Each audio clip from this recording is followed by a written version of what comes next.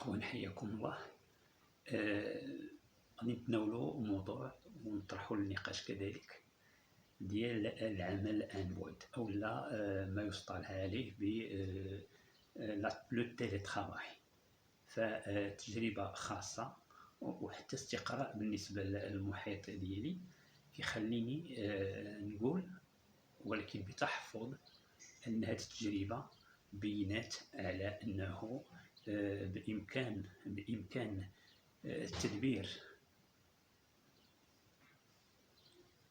يربح بزاف ديال الأمور بهذه التجربة هذه إذا توفرت ليه الشروط بين قوسين الصحية. فنعطي على سبيل المثال يعني في شقين. الشق الأول وهو مهني وهو الأساس، والشق الثاني هو شخصي ونقدر نعبر عليه بقضاء حاجات أو الحاجيات العامل أو الموظف بصفة عامة. فبالنسبة للشق الأساسي أنا كنخدم في إطار التربية والتكوين، فالتلقين عبر سكون أبل الأقسام الافتراضية والتدريس عن بعد. بينات لي شخصين أنه إذا كانت لا فولونتي كومون ديال المتدخلين الثلاث اللي هما أساسا التلميذ أو الطالب أو المتدرب، ثانيا الملقن بين قوسين أو الأستاذ أو المؤطر، وثالثا جوستومون الإطار التربوي والإداري. تجربة بينات أنه إذا كانت لا فولونتي كومون وكنا كنشوفوا في نفس الاتجاه، فالمجال اللوجستيكي يعني تولي ثانوي، وبالتالي قدرنا بقدرة خالق أنه كاملين لي تخوا بارتي نتجندوا وناخذوا هاد التجربة اللي ما عندناش فيها داع ولا يعني توت ان هيستوريك، وقدرنا بحول الله وقوته أنه نحققوا الأهداف المنشودة إلى حد ما. حقيقة دار دراسات، ويعني مؤخرا طلعت على واحد الدراسات دارت بالنسبة للمستوى الجامعي، ولقينا أن كاين واحد يعني امتعاض من طرف الطلبة لهذا الموضوع ديال لا فورماسيون ا ديستانس أو التدريس عن بعد بصفة عامة. ce n'est que l'arbre qui va cacher la forêt. يعني بطريقة أخرى petite île de misère في وسط واحد l'océan ديال يعني الاستجابة الفعالة لهذه المنظومة الجديدة. فالقنوات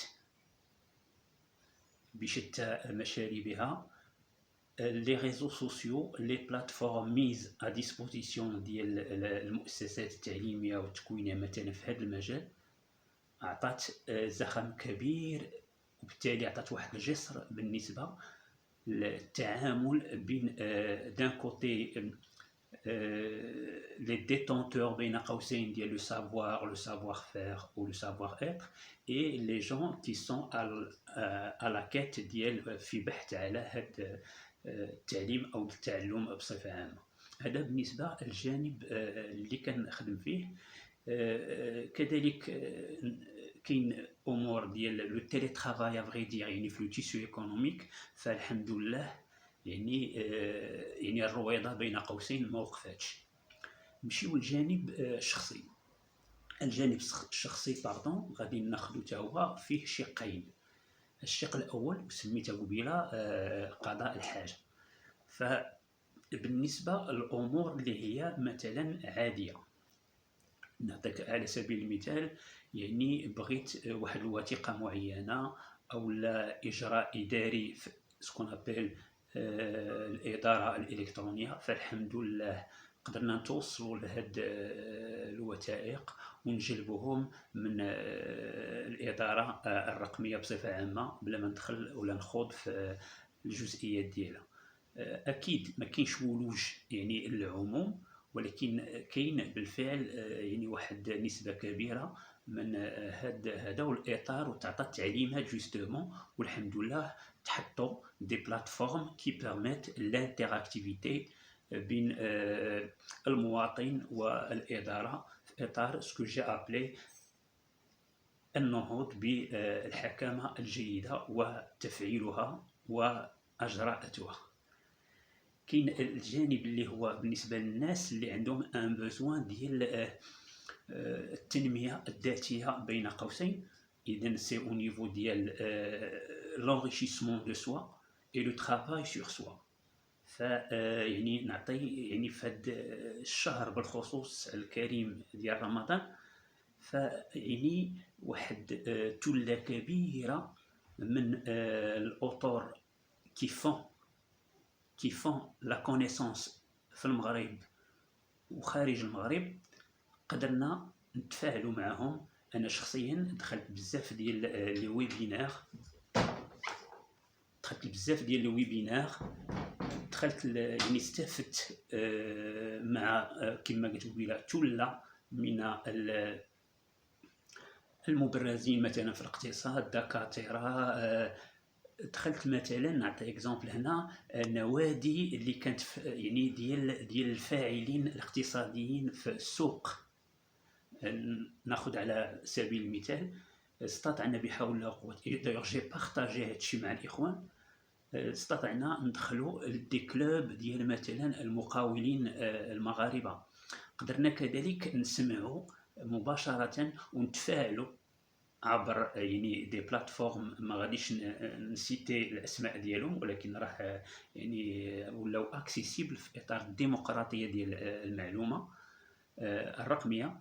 استطعنا باش نتفاعلوا مع فاعلين مثلا اجانب، لا بالنسبه للمستثمرين الاجانب، فشخصيا عشت يعني ديزانتراكتيفيتي مع مقاولين اللي ربما ما كنتش نعرفهم، وغاس جوستومون لهاد لا بلاتفورم قدرنا نوصلوا لهم ونطرحوا اسئله. وهذا يعني يشهد له، ومشكورين الناس اللي قاموا بهاد لي كونفيرونس ا ديستانس ولي ويبينار. شخصيا عرضت واحد المجهود صغير بالنسبه لواحد المجال في اطار مجموعات سميتها مثلا شروحات اقتصاديه. قدرنا بحول الله وقوته يعني تبسيط ويعني بين قوسين دمقرطة المعلومة الاقتصادية اللي ما بقاتش حكر على واحد ليليت او لا اخصائيين في الاقتصاد. فهادو امور ما غاديش نقدروا ننفيوها، بالعكس خاصنا نتمنوها، وبالتالي نحاولوا من خلالها نركبوا بين يعني اقول بصالح العباره نمشيو في هذا لو باطو اللي غادي يعطينا النجاه بحول الله وقوته. اخر نقطه تسمح هو ان قبل نشر هذا لا فيديو جوستومون ف وجي دايوغ بارطاج هذه المعلومه مع الاخوان على التجربه المغربيه. جو في با اتر سوبجيكتيف هنا، ولكن احنا تبعنا، والناس اللي يعني كي سون جالي دير عندهم روح المواطنه بالمفهوم ديالها يعني ان فالور ابسولو سون زونتري دون لي ديتاي، اللي هو اولا واساسا انتماء وعطاء وامور اخرى ما كاينلاش نذكروها. فهذاك مجال اخر ديال وراه شرط ليها يعني ديال الاستفاده من هاد النهضه وهاد لافاي، هاد اليقظه، هذه الاستفاده تتبقى مساله اللي الاطار كاين قانوني، ولكن الولوج هنا تبقى على حساب الاراده السياسيه كما طرحت الفعليه، وكذلك على مدى النضج ديال الوعي الجماعي بالنسبه اللي كيتسناو، لان السماء لا تمطر ذهبا ولا فضه. فاحنا كنتفقوا جميع ان المغرب فيه دي زوبورتونيتي، دي انفستيسور اترونجي جوستومون، وهذا جاء على لسان وزير يعني الاقتصاد بصفه عامه في اخر ندوه عقدها البارح. دونك ان يعني كاين ثقه ان لو كابيتال ايماج ديال المغرب تزاد الحمد لله، ولات يعني بالفعل يعني بيان سور تحت الرعايه الساميه ديال صاحب الجلاله. وكذلك يعني ليفي سينرجي اللي تلمس في يعني طريقه جالي دير في براتيك. دونك كاين واحد المكاسب، وهاد المكاسب لابد ما خصها تقوى وتوريونتا ou surtout te canaliser vers ce qui va être pour le Maroc un point d'achoppement et donc de décollage, j'insiste, بالنسبة l'après بين قوسين كريز. الموضوع ديال هذه نقطة نمشي عليها كذلك باش نبقاو اجور. فقضية ديال إعادة تعديل القانون المالي، كنت طرحت انا واحد هذا، والاخوان يعني اترافيغ الاخصائيين سورتو راه باشروا الموضوع. واش يعني مدى نجاعة يعني قانون تعديلي مالي جديد اليوم نصوم في اون ستاند باي. واش تنشر في الجريده الرسميه ما تنشرش، على كل الامر محسوم فيه. وهذه واحد القضيه كداخله في سكون ابل لا فليكسيبيليتي ديال المرونه بالنسبه للناس اللي قيمين على السياسه الاقتصاديه في البلاد وتفاعلهم يعني تفاعلهم بجديه وبحزم مع السيناريوهات اللي كاينه. اكيد on y a lissé quelques plumes, mais c'était une petite bataille de perdu pour vaincre et donc gagner la grande guerre. J'ose pas parler de guerre économique, mais de guerre de développement et de épanouissement ديال الشباب والمغرب بصفة عامة من طاقات ومن هيئات اكسترا. دونك هادشي بالشر بالخير. هذا c'est un choix stratégique qu'il faut assumer et surtout consolider، لأن ضروري يكون داك سكون ابل ان بلان دو كونتينيتي. فما كاينلاش نعرج على قانون الأعمال اللي كنعرفوا مثلا، ولو يعني ان الموضوع شويه مبالغ فيه.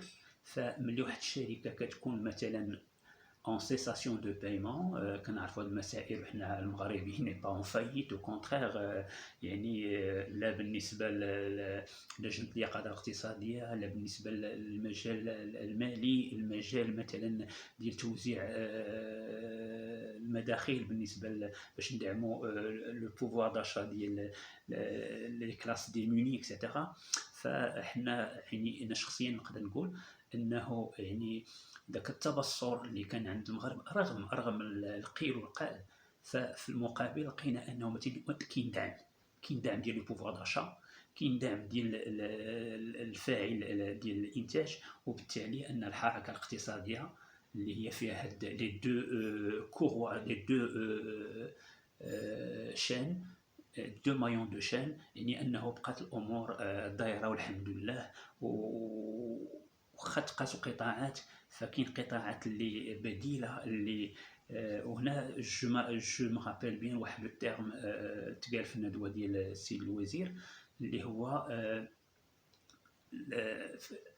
على حسب لا فليكسيبيليتي تتسمى لاجيليتي. دونك هنا سي لا ريورونطاسيون ديال قطاعات معينه، هذا استعداد ديال المستثمر المغربي انه وكذلك يعني البرامج اللي كانت طرحت يعني باش الانسان مقاول غادي يكون عنده واحد ستركتور معينه ويقدر في هاد لي 3 ديرنيي موا يغير لاكتيفيتي ديالو، وبالتالي يخلق اون فالور اجوتي بالنسبه للمجال. كذلك الشباب اللي برهن على علو الكعب ديالو بالنسبه للاختراعات.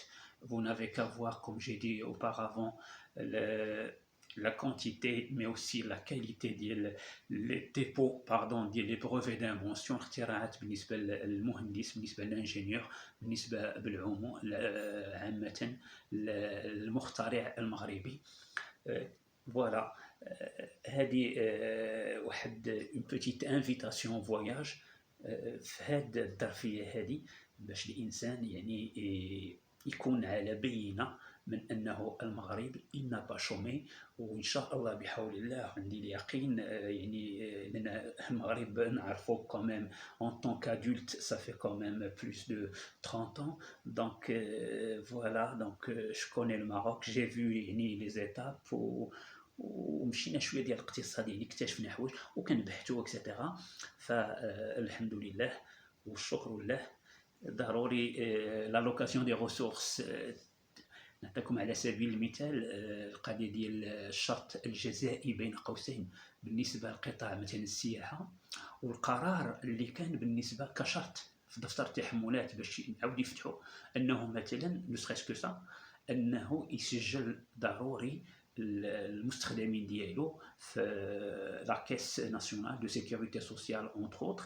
هذه جات مناش؟ راه هي بنت لافايت اللي كانت قبل. شكرا والى فرصه قادمه بحول الله وقوته.